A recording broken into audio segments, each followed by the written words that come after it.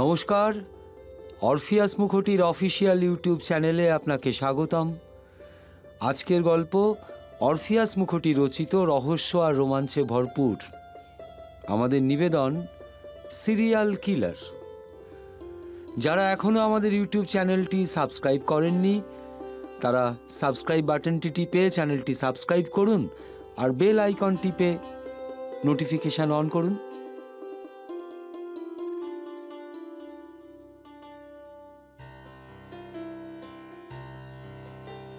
রাত ক্রমেই বাড়ছে। কমলা বড় রাস্তা পেরিয়ে একটা গলিতে ঢুকল। কমলা একজন প্রস্টিটিউট। হঠাৎ করেই একজন তার পাশে চলে এলো আর কিছু ভাবার আগেই একটা সিরিঞ্জ সে ঢুকিয়ে দিল কমলার হাতে। কমলা কিছু বোঝার আগেই লোকটা অন্ধকারে মিলিয়ে গেল। একই পাশে কমলা লুটিয়ে পড়ল মাটিতে। শহরের নামী একটি পত্রিকা অফিসের বিখ্যাত সাহিত্যিক অজিতেশ বসে আছেন তার টেবিলে। একজন চাপরাশি আসেন। তিনি বলেন, এডিটর স্যার আপনাকে তার কেবিনে ডেকেছেন। অজিতেশ এডিটরের ঘরে আসলেন। আরে এসো এসো অজিতেশ, বসো। হ্যাঁ, আপনি ডেকেছিলেন? বলছিলাম এবারের পুজোয় তোমাকে একটা লোমহর্ষক থ্রিলার লিখতে হবে। থ্রিলার? আর আমি? কিন্তু আপনি তো জানেন যে আমি কোনোদিনও লোমহর্ষক থ্রিলার লিখিনি। আহা, তাতে কি হয়েছে? সব কিছুরই তো একটা শুরু তো থাকে। এটা দিয়েই না হয় তোমার একটা নতুন জার্নি শুরু হলো। আমি সিরিয়াস লেখালেখি করি, আমি কি থ্রিলার লিখতে পারবো? কেন পারবে না? তোমার লেখা পাঠকেরা গোগ্রাসে গেলে, আর তুমি যদি থ্রিলার লেখো তাহলে তার পরিণামটা কি হবে সেটা একবার ভেবে দেখেছো? ঠিক আছে সুমিত্রবাবু, আমাকে একটু সময় দিন। বেশি ভেবো না অজিতেশ, চটপট লিখে ফেলো। এডিটরের ঘর থেকে বেরিয়ে অজিতেশ নিজের টেবিলে এসে বসে, একটু ভাবে, আর তারপর ব্যাগ কাঁধে বেরিয়ে পড়ে। বেসমেন্টে এসে গাড়িতে বসে পড়ে। ড্রাইভারকে বলে, কলেজ স্ট্রিট চলো। কলেজ স্ট্রিটে এসে অজিতেশ বইয়ের দোকানে ঘুরতে থাকে। বইয়ের দোকান থেকে অজিতেশ একটা ব্যোমকেশ, একটা শার্লক হোমস আর একটা এরকিউল পোয়ারোর বই সংগ্রহ করে। তার মনে হলো যখন কলেজ স্ট্রিটে এসে তখন কফি হাউসে ঘুরে আসা যাক। সে কফি হাউসে যায়, একটা টেবিলে বসে ইনফিউশন অর্ডার দেয়। একটু পরে একটি মেয়ে ওর দিকে এগিয়ে আসে আর ওর অটোগ্রাফ চায়।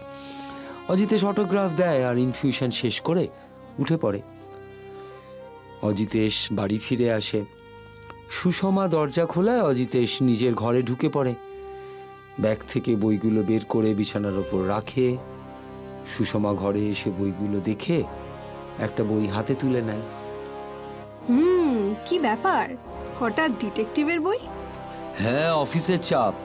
অফিসের চাপ মানে? আরে এবার এডিটর পুজোর সময় থ্রিলার লিখতে বলছেন। তুমি থ্রিলার লিখবে? লিখতে তো হবেই, অফিসের চাপ আর কি। তুমি কি পারবে? বড় চ্যালেঞ্জ একটা, অ্যাকসেপ্ট তো করতেই হবে। তবে মনে হয় তোমার সাহায্য লাগবে। আমার সাহায্য? আমি কিভাবে তোমার সাহায্য করব? তুমি ডাক্তার, মানুষের শরীর কাটাছেঁড়া করো। অপরাধীরাও তো একই কাজ করে, তবে তাদের ধরনটা আলাদা। এর সাথে থ্রিলারের কি সম্পর্ক? কি সম্পর্ক এখনো জানি না, তবে তোমার সাহায্য নিতে হবে সেটা বুঝতে পারছি। আচ্ছা আচ্ছা, ঠিক আছে, তুমি স্নান সেরে নাও, আমি খাবার বাড়ছি। সেদিন রাতে অজিতেশ একটা স্বপ্ন দেখে। অজিতেশ একটা ফাঁকা চাঁদের মধ্যে একটা চেয়ারে বসা, আর তার হাত পা দড়ি দিয়ে বাঁধা। তার সামনে অসংখ্য খাতার পাতা রাখা, পাতাগুলো লেখা দিয়ে ভরা। দূর থেকে একজন হেঁটে আসে, তার এক হাতে একটা কেরোসিনের জেরিকেন। সেই খাতার পাতাগুলো কেরোসিন দিয়ে ভিজিয়ে দেয়, তারপর পকেট থেকে দেশলাই বের করে পাতাগুলোয় আগুন জ্বালিয়ে দেয়। পাতাগুলো দাউ দাউ করে জ্বলতে থাকে। অজিতেশ কিছুতেই লোকটার মুখ দেখতে পায় না। সে চিৎকার করতে থাকে এবং তার ঘুম ভেঙে যায়। ঘামে তার গেঞ্জি ভিজে যায়। সুষমা জেগে যায়, তার কপালে ভাঁজ। কি হলো? আবার সেই স্বপ্নটা দেখলাম। লোকটার মুখটা দেখতে পেলে? না, আজও তার মুখ দেখতে পেলাম না। সুষমা উঠে একটা গ্লাসে জল ভরে অজিতেশকে খেতে দেয়। অজিতেশ ঢক ঢক করে জলটা খায়। আবার ঘুমিয়ে পড়ো। তারা আবার শুয়ে পড়ে। এই স্বপ্নটা যে কেন বারবার দেখি। আরে এটা নিয়ে বেশি ভেবো না, ঘুমিয়ে পড়ো। অজিতেশ বিছানা থেকে উঠে ওষুধের বাক্স থেকে একটা ঘুমের ওষুধ খায়, আর তারপর তার চোখের পাতায় ঘুম চলে আসে। সকালে ঘুম থেকে উঠে অজিতেশ খাবার টেবিলে বসে। ব্রেকফাস্ট করবে? একটু পরে করব, একটা কথা ভাবছিলাম। কি কথা?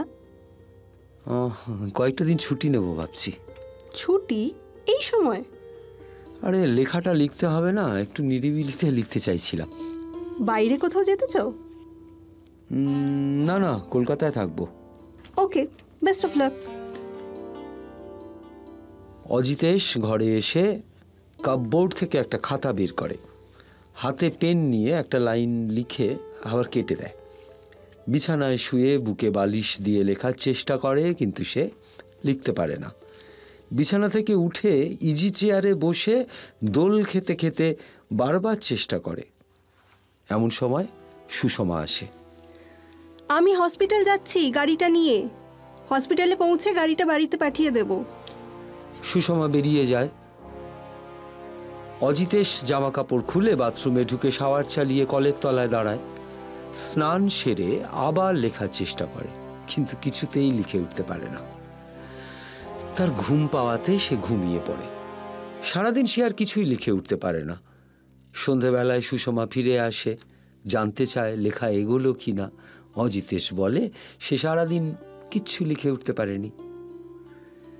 রাতে খাবার টেবিলে সুষমা বলে, আমার একটা আইডিয়া আছে। বলে ফেলো। তুমি তো অরুণদাকে যোগাযোগ করতে পারো। অরুণ মানে যে সিআইডিতে কাজ করে? হ্যাঁ, ওর কাছে এমন অনেক কেস থাকবে যা তুমি একটা আইডিয়া পেতে পারো। অজিতেশ ফোন বের করে নম্বর খোঁজে। হ্যালো। হ্যাঁ অজিতেশ দা, বলো। এই তোমার সাথে একটু কথা ছিল। হ্যাঁ বলো। না না, ফোনে নয়, আমি সামনাসামনি বলতে চাই। এই কাল কি তোমার একটু সময় হবে? কাল হ্যাঁ, লাঞ্চে মিট করা যেতেই পারে। তোমার অফিসে? না না, তুমি একটা কাজ করো, ওই পূর্ণদাস রোডে একটা ক্যাফে আছে, ওয়াইজ আউল, ওখানেই চলে এসো। ঠিক আছে, আমি পৌঁছে যাব। হ্যাঁ, গুড নাইট। ওকে দাদা, গুড নাইট। রাতে অজিতেশ খাতা খুলে লেখার চেষ্টা করে। কিছুক্ষণ পর সুষমা এলো। কিছু মাথায় এলো? হ্যাঁ হ্যাঁ, ধরো একটা দম্পতি, হ্যাঁ, আর ছেলেটা অ্যালকোহলিক। ধরো ওখান থেকেই খুন। একজন সাইকো ডাক্তার বা একজন কবি, সে কিনা সিরিয়াল কিলার। এসব আইডিয়াগুলো কোনো সেন্স নিচ্ছে না। তুমি না কয়েকদিনের জন্য হিল স্টেশনে ঘুরে এসো বরং। আরে এই শহরে এত উপকরণ থাকতে পাহাড়ে কেন যাব? দেখো অরুণ যদি কোনো সমাধান দিতে পারে। ওকে, আমার ঘুম পাচ্ছে, কাল একটা অপারেশন আছে, আমি ঘুমোচ্ছি।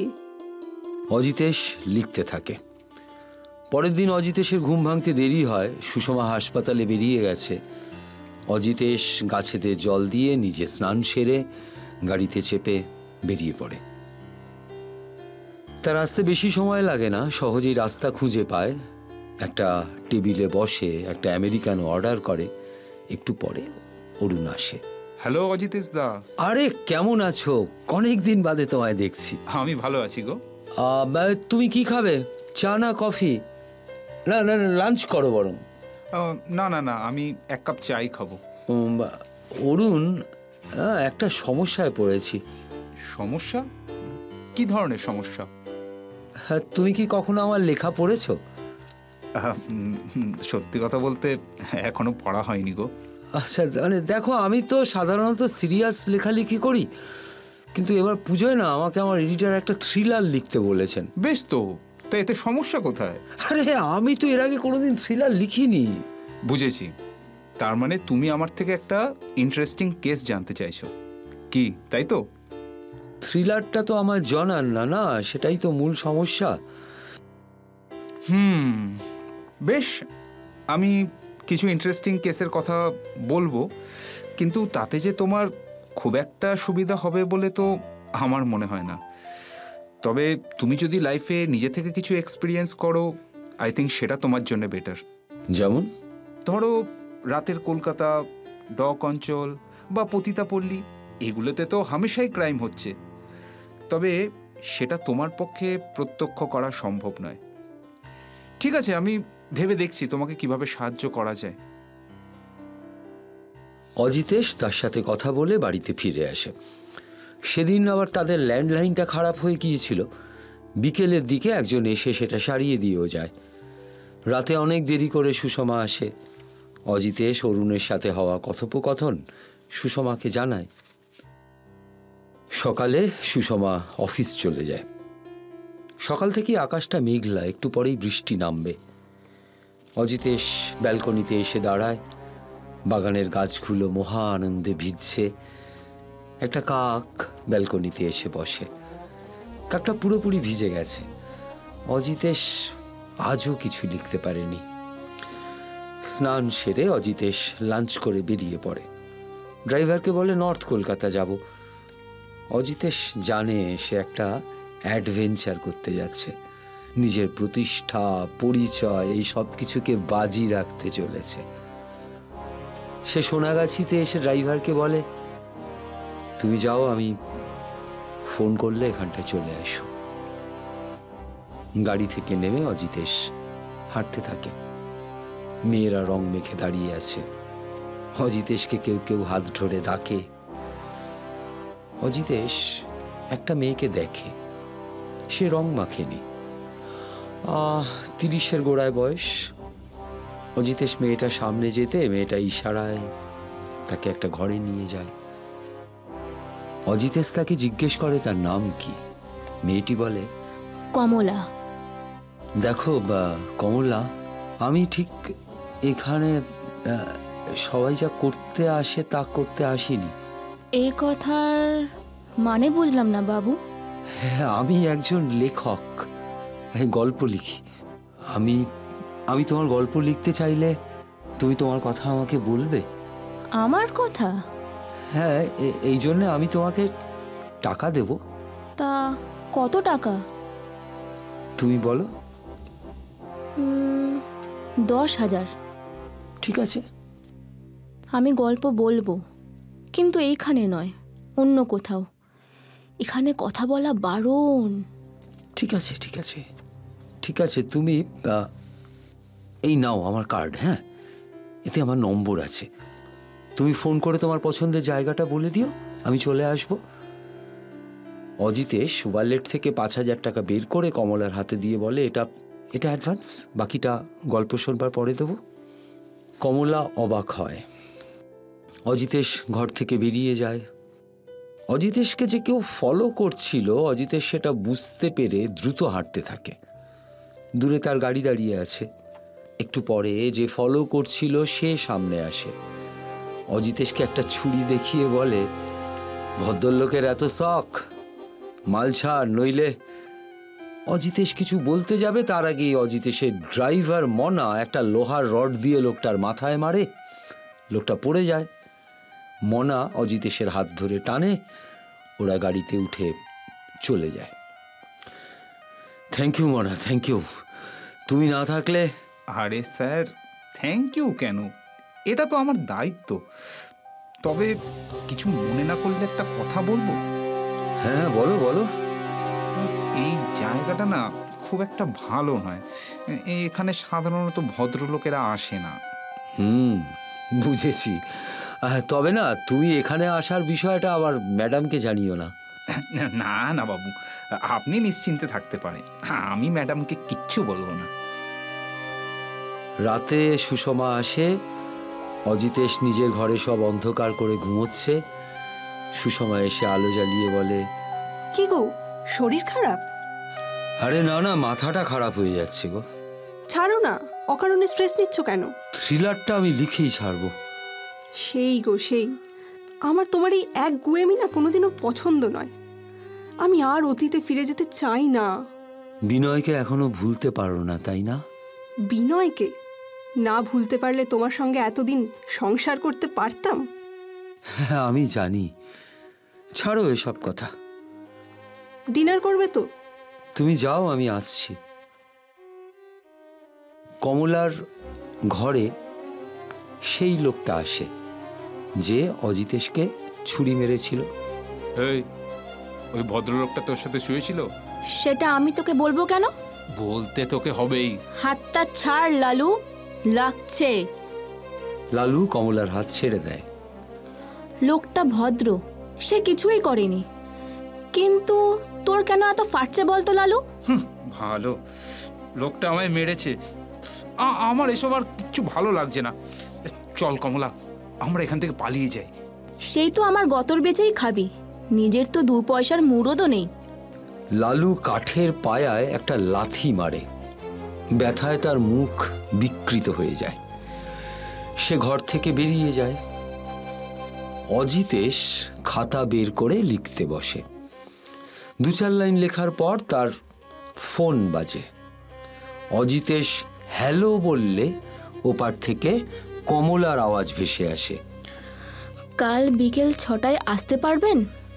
হ্যাঁ আমি পৌঁছে যাব। কার ফোন ছিল? আরে তেমন কেউ না। কাল কোথায় যাবে? একটা মিটিং আছে। সুষমা চলে যায়, অজিতেশ আবার লিখতে বসে। সন্ধে যখন গাঢ় হয়ে আসে তখন কলকাতাকে বড় বিষণ্ণ দেখায়। আজ রাতের আকাশে চাঁদ নেই, অন্ধকার নেমে এসেছে ভিক্টোরিয়া পুরীর চারপাশে। আকাশ মেঘাচ্ছন্ন। এইসব সন্ধ্যায় শহরটা রহস্য, রোমাঞ্চ সিরিজের মতো দেখতে লাগে। অজিতেশ লিখতে থাকে। সুষমা আসে। অজিতেশ তাকে জিজ্ঞেস করে, একটা মার্ডার উইপেন বলো তো। হঠাৎ মার্ডার ওয়েপেন? কোনো ইন্টারেস্টিং মার্ডার উইপেন খুঁজে পাচ্ছি না। পৃথিবীতে এত মার্ডার ওয়েপেন থাকতে তুমি খুঁজে পাচ্ছ না? আচ্ছা, তুমি খুন করলে কি দিয়ে করতে? আমি কাউকে খুন করতাম না, সোজা পাগল করে দিতাম। পরের দিন মালতী কমলার ঘর থেকে বের হয়। মালতী বলে, এ কমলি, তুই কি কোথাও যাচ্ছিস? এই তো একটু বাইরে যাচ্ছি। বড়লোক মনে হচ্ছে। কমলা কিছু না বলে হাঁটতে থাকে। তার মনে হয় কেউ তাকে ফলো করছে। কমলা পেছন দিকে বার কতক দেখে কাউকে দেখতে পায় না। কমলা মোড়ের রাস্তা থেকে একটা ট্যাক্সি ধরে, ড্রাইভারকে বলে সে চাঁদনি যাবে। কমলা নীল রঙের একটা শাড়ি পরেছে আজ, চুলটা একটা খোপা করা, লিপস্টিক লাগিয়েছে। চাঁদনিতে এসে সে ট্যাক্সিটা ছেড়ে দেয়। রাস্তা ক্রস করে এ পাশে আসে। সে ঢুকে অমর সঙ্গী কেবিনে গিয়ে বসে। ওয়েটারকে কমলা বলে একটা ফিশ ফ্রাই। একটু পরে কমলার কাছে ফোন আসে। কমলা ফোন তুলে বলে, অমর সঙ্গীতে চলে আসুন। একটু পরে অজিতেশ এসে পর্দা সরিয়ে ভেতরে আসে। কমলা বলে যে সে একটা ফিশ ফ্রাইয়ের অর্ডার দিয়েছে। অজিতেশ জিজ্ঞেস করে তাকে, আপনি ড্রিঙ্ক করেন?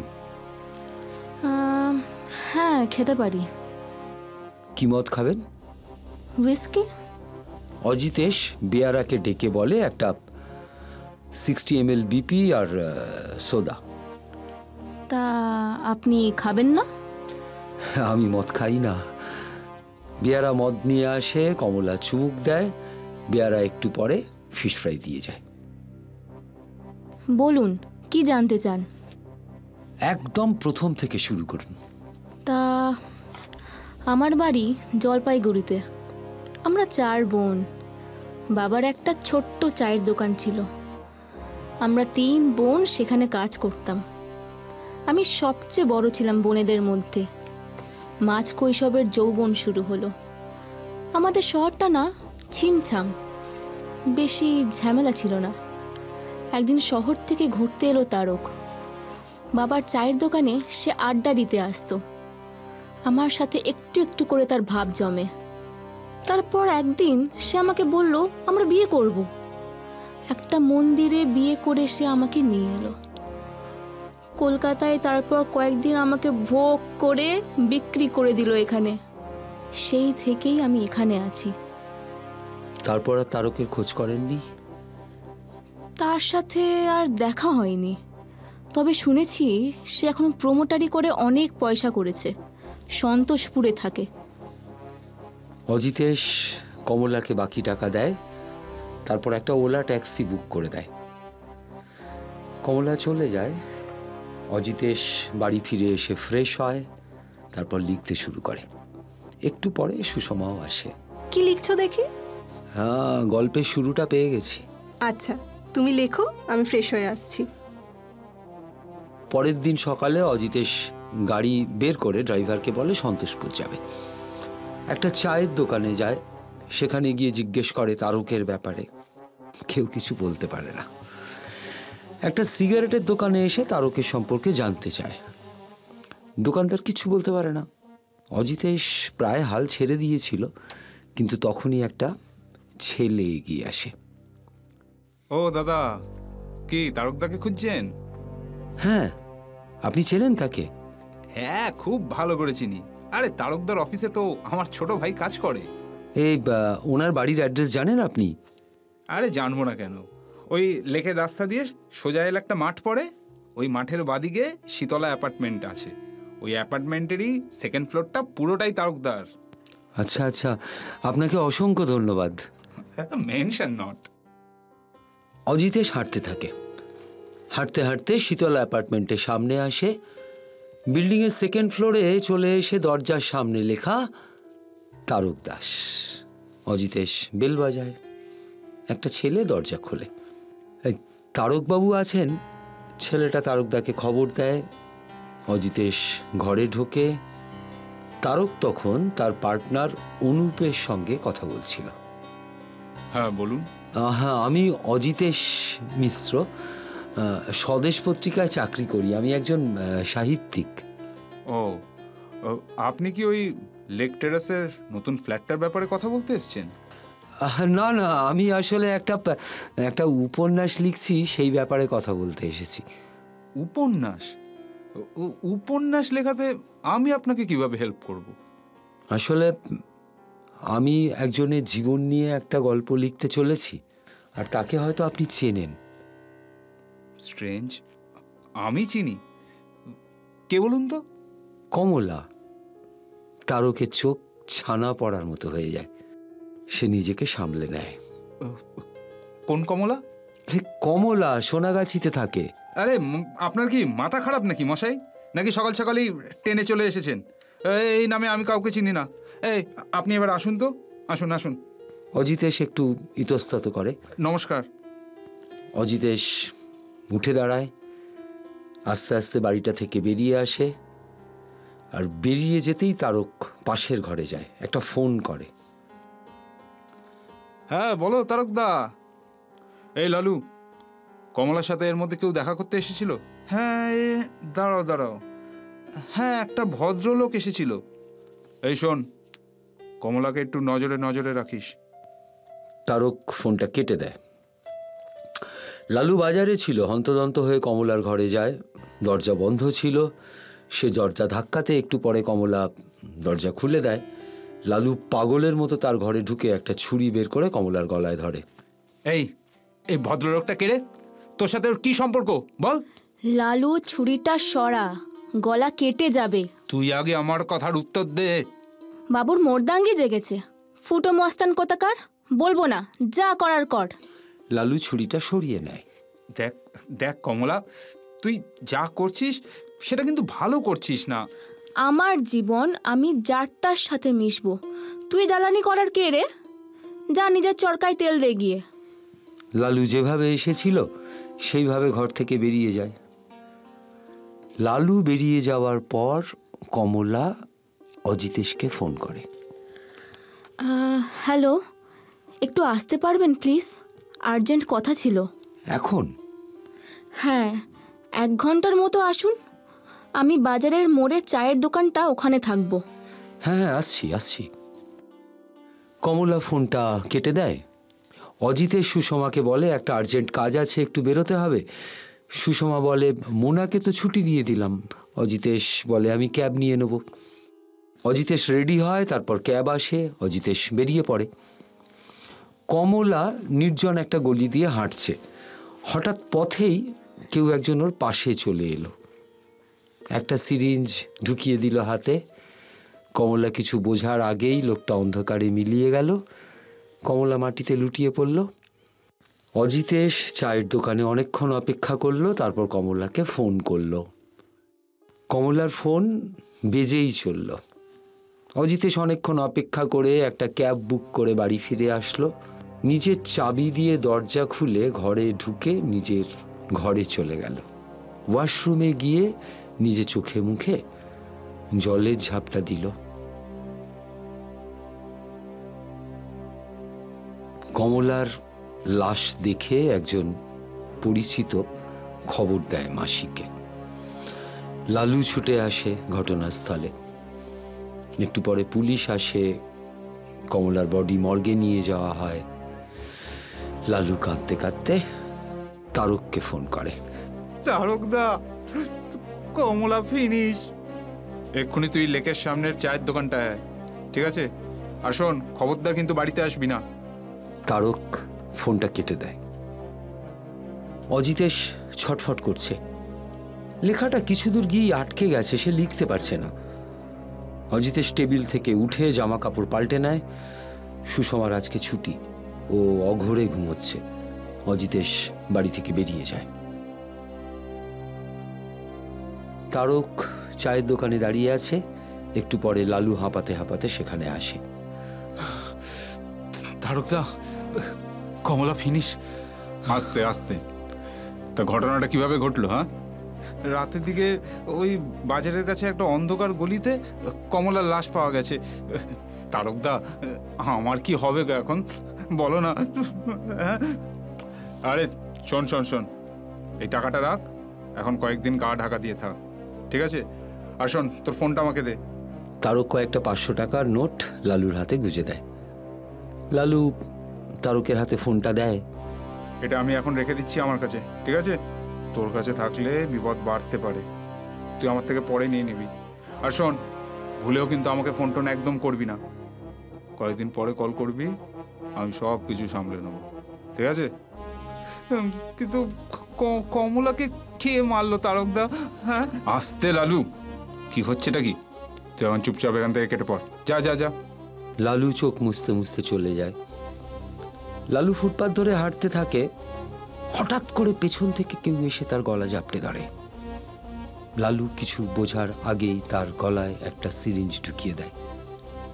লালু ছটফট করতে করতে মাটিতে লুটিয়ে পড়ে। গভীর রাত। অরুণ তার অফিসে বসে আসে। অফিসার দামি নিয়ে আসে। দুটো একই প্যাটার্নের মার্ডার স্যার, বিষক্রিয়া। একজনের হাতে ও আরেকজনের গলায় ছোট্ট ক্ষত। সম্ভবত নিডল ব্যবহার করে মার্ডার দুটো করা হয়েছে। তা ভিকটিমদের ব্যাপারে কিছু জানা গেছে? দুজনেই সোনাগাছির বাসিন্দা। মেয়েটির নাম কমলা আর ছেলেটির নাম লালু। কমলা একজন প্রস্টিটিউট আর লালু দালাল। এরকম অদ্ভুত কেস আগে তো দেখিনি। ভিকটিমদের কলট্যাক্ট করেছো? স্যার, লালুর কাছে ফোন ছিল না। কমলার ফোনের কল লিস্টে একজন বাবু নাম্বার বলে সেভ করা। মারা যাওয়ার 1 ঘন্টার আগে কল করা হয়েছিল। মারা যাওয়ার 8 ঘন্টা পর বাবু নামে এক ভদ্রলোক কল করেছিল। তা ওনার কি নাম সেটা জানা গেছে? হ্যাঁ স্যার, অজিতেশ মিত্র নামের এক ভদ্রলোক নামে নাম্বারটা রেজিস্টার্ড। ওয়েল ডান দামিনী, তুমি কেসটা হ্যান্ডেল করো আর আমাকে সমস্ত কিছু ইনফরমেশন কিন্তু আপডেট করতে থাকবে, ঠিক আছে? দামিনী চলে যায়। অরুণ নিজের মনে বলে, অজিতেশ দাকে এত রাতে কল করাটা ঠিক হবে না। কাল সকালেই করব। পরদিন সকালে সুষমা অজিতেশের ঘুম ভাঙালো। শুনছো? এই শুনছো? এই ওঠো। কি হলো? শহরে জোড়া খুন আমাদের নিউজ পেপারে বেরিয়েছে। অজিতেশ ধরপড় করে বিছানা থেকে উঠে নিউজ পেপারটা দেখে খবরটা পড়তে পড়তে মৃতদের ছবি দেখে অরুণকে ফোন করেন। অরুণ, গতকাল যাদের মার্ডার হয়েছে তাদের আমি চিনি। আমি তোমাকে কল করতাম অজিতেশ দা। শোনো না, বিকেলের দিকে তোমাকে একবার লালবাজারে আসতে হবে, কিছু কথা আছে, সামনাসামনি বলতে চাই। ঠিক আছে অরুণ, আমি চলে আসব। তুমি এদের চেনো, কিন্তু কিন্তু কিভাবে? ধৈর্য ধরো, আমি সব বলবো। দামিনী থানায় বসে সোনাগাছির কয়েকজন মহিলার সঙ্গে কথা বলছে, এমন সময় থানাতে একটা ফোন আসে। হ্যালো, এই জোড়া খুনের বিষয়ে আমি কিছু জানি। আপনি কে বলছেন? আমার নাম তারক দাস, আমি একজন প্রমোটার, সন্তোষপুরে থাকি। তাই আপনি একবার থানায় আসুন। সরি ম্যাডাম, থানায় আসতে পারবো না, একটু প্রবলেম আছে। ঠিক আছে, অ্যাড্রেসটা বলুন, আমি আসছি। তারকের বাড়িতে কলিং বেল বাজে, তারক দরজা খোলে। দামিনীর গাড়ি তারকের লোকেশনে পৌঁছয়। দামিনী তারকের কলিং বেল বাজায়, কেউ দরজা খোলে না। তারা দরজা ভেঙে ঢুকে দেখে যে তারক সোফায় মৃত অবস্থায় পড়ে আছে।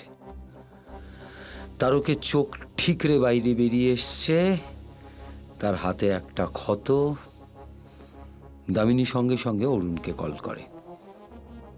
স্যার, তৃতীয় মার্ডার। ভিকটিম একটু আগে এই কেসের বিষয়ে ইনফরমেশন দেবে বলে কল করেছিল। আমি তৎক্ষণাৎ তার বাড়িতে পৌঁছাই। দরজার ভেতর থেকে লক ছিল। দরজা ভেঙে ভেতরে ঢুকে দেখি ভিকটিম সোফায় মৃত অবস্থায় পড়ে রয়েছে। মনে হয় একটা ধস্তাধস্তি হয়েছিল। ভিকটিমের হাতে একটা ক্ষত, যেমনটা কমলা ও লালুর হাতে দেখা গিয়েছিল। মৃতের নাম তারক দাস, 50-এর কাছাকাছি বয়স, সন্তোষপুরে থাকে। ঠিক আছে দামিনী, তুমি বডিটা পোস্টমর্টেমে নিয়ে যাওয়ার ব্যবস্থা করো, ঠিক আছে? Okay sir. অরুণ ফোনটা কেটে অজিতেশকে ফোন করে। হ্যালো অজিতেশ দা, তুমি এখন কোথায়? এই বাজার করতে এসেছি। কোথায়? এই পাড়ার সবজি বাজারে। শোনো না, বলছি তুমি এখনই বাড়ি চলে যাও, আর ভুলেও আজকে কোথাও বের হবে না। আমি বললে তারপরেই বের হবে, কেমন? ঠিক আছে অরুণ। অজিতেশ বাজারের ব্যাগ নিয়ে হাঁটতে হাঁটতে বাড়িতে ফেরে। বাড়িতে ঢুকে দেখে সুষমা ডাইনিং টেবিলে মাথা নিচু করে বসে আছে। কি হলো, শরীর খারাপ? ছি অজিতেশ, ছি! একটা উপন্যাস লেখার জন্য তুমি তুমি দুজন মানুষকে খুন করলে। কি বলছো তুমি? আমি তোমার লেখাটা পড়েছি, একটা প্রস্টিটিউট মেয়ের গল্প, আর সব কিছু এই খুনের ঘটনার সাথে মিলে যাচ্ছে। গল্প লিখতে গেলে খুন করতে হবে? কি আবোল তাবোল কথা বলছো সুষমা? তুমি নিজের স্বার্থের জন্য সব পারো, আর নয়। আমি আমি এক্ষুনি বেরিয়ে যাচ্ছি। তোমাকে শাস্তি দিতে তো পারবো না, কিন্তু তোমাকে ছেড়ে চলে যাব, এটাই তোমার শাস্তি। সুষমা দরজা খুলে বেরিয়ে যায়। অজিতেশ, সুষমা প্লিজ শোনো। সুষমা লিফটে উঠে যায়, লিফটে উঠে কাঁদতে থাকে। পেছন থেকে একটা লোক ওর হাতে সিরিঞ্জ ঢুকিয়ে দেয়। সুষমা ঘুরে তাকায়, তার চোখ বিস্ফারিত। সুষমা লুটিয়ে পড়ে, লোকটা পরের ফ্লোরে নেমে যায়। অজিতেশ অর্ধ উন্মাদের মতো করছে। হঠাৎ করেই সে তার ব্যাগটা ঘাঁটতে থাকে, যে ব্যাগটা সে সব সময় ব্যবহার করত। ব্যাগটার মধ্যে একটা রেকর্ডিং ডিভাইস। এমন সময় ওর ঘরে বেল বাজে। দারোয়ান এসে খবর দেয় সুষমা মৃত। সে দরজা খুলে নিচে নেমে আসে, আর ঘরের মধ্যে একজন ঢোকে। ইলেকট্রনিক ডিভাইসটা ব্যাগ থেকে বের করে নেয়। 3টে সিরিঞ্জ আর একটা ওষুধের অ্যাম্পিউল তার ব্যাগে ঢুকিয়ে বের হয়ে যায়। অজিতের সিঁড়ি দিয়ে নামে। সোসাইটির লোকেরা ততক্ষণে পুলিশকে খবর দিয়েছে। এরই মধ্যে অরুণের গাড়ি সেখানে এসে পৌঁছয়। অজিতেশ সুষমার বডির কাছে কান্নায় ভেঙে পড়ে। অরুণ ছুটতে ছুটতে এসে সুষমার বডি দেখে। পুলিশ এরই মধ্যে চলে এসছে। সব শেষ হয়ে গেল অরুণ। সামলে সামলে অজিতেশ দা। শোনো না, তোমাকে এখন থানায় যেতে হবে। থানায়? অজিতেশের অসমাপ্ত উপন্যাসে কমলা, লালু ও তারকের রেফারেন্স পাওয়া যায়। সিরিঞ্জ দুটোই 4টে মৃত্যুতে ব্যবহার করা হয়েছে। মৃত 4 জনই অজিতেশের পরিচিত। ঠান্ডা মাথায় 4টে খুনের অভিযোগ প্রমাণিত হয়েছে আদালতে। কিন্তু বিচার চলাকালীন অজিতেশের মস্তিষ্ক বিকৃতি শুরু হয়েছে। এখন সে একটা মেন্টাল অ্যাসাইলামে রয়েছে। ঘটনার কিছু মাস পর অজিতেশকে দেখতে অ্যাসাইলামে এক ভদ্রলোক আসেন। অজিতেশের কাছে তাকে নিয়ে যাওয়া হয়। অজিতেশ কিছুক্ষণ তার দিকে হাঁ করে চেয়ে থাকে। লোকটা বলে, অজিতেশ, চিনতে পারছিস আমায়? আমি বিনয়, তোর সেই ছোটবেলাকার বন্ধু। তোর কত সুখ দুঃখের সাথী। তোর ক্লাসের সেই ফার্স্ট বয় বিনয়, যার সাথে ওই সুষমা প্রেম করত। আর আমরা তো বিয়েও করেছিলাম। আমাদের প্রেমটা যখন ঘটে, তুই তো তখন ছিলিস না। তুই তখন ওই বিদেশে পড়তে গেছিলি। আর বিদেশ থেকে যখন ফিরলি, তখন তো আমাদের একদম সুখের সোনার সংসার।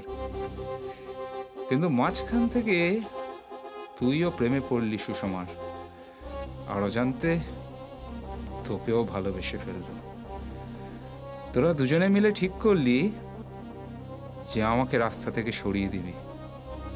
সুষমার মেডিকেল সায়েন্স আর তোর প্রখর বুদ্ধি দিয়ে তোরা আমাকে পাগল প্রতিপন্ন করলি। 25টা বছর পাগলা গারদে কাটিয়ে আমি সুস্থ হয়ে ফিরলাম। তারপর না, আমি ঠিক করলাম যে কিভাবে প্রতিশোধ নেব।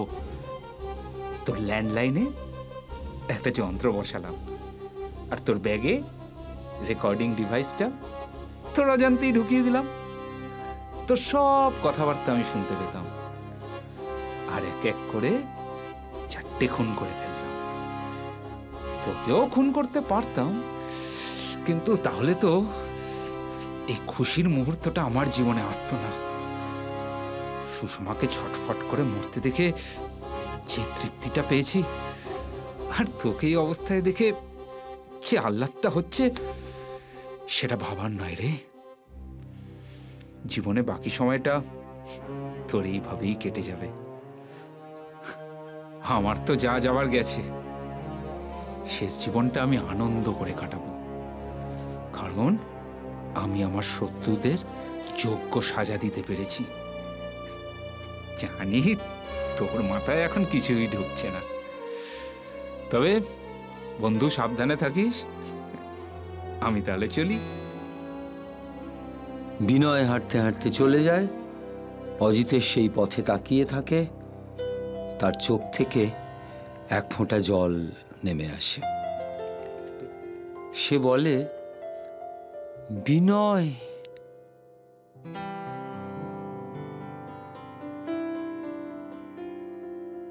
গল্প পাঠে আমি সুপ্রিয়, আমি অরিত্র, আমি অনুশ্রী, আমি Nabanita. Recordist Samiran, studio movies and music, আর সমস্ত অনুষ্ঠানটির প্রযোজনা এবং নির্দেশনায় অরফিয়াস মুখোটি। আশা করব আমাদের গল্প আপনাদের ভালো লেগেছে। আপনারা এতক্ষণ ধরে ধৈর্য নিয়ে আমাদের গল্পগুলো শুনলেন, তার জন্য আপনাদেরকে অসংখ্য ধন্যবাদ। যদি গল্পগুলো ভালো লেগে থাকে তাহলে একটা লাইক করে দেবেন এবং আপনার পরিচিত মানুষদের সাথে গল্পগুলো শেয়ার করবেন। আর হ্যাঁ, যদি কোনো মূল্যবান বক্তব্য থাকে কমেন্ট বক্সে কিন্তু অবশ্যই কমেন্ট করে জানাবেন। আপনার কমেন্ট আমাদের কাছে খুবই ভ্যালুয়েবল। Thank you.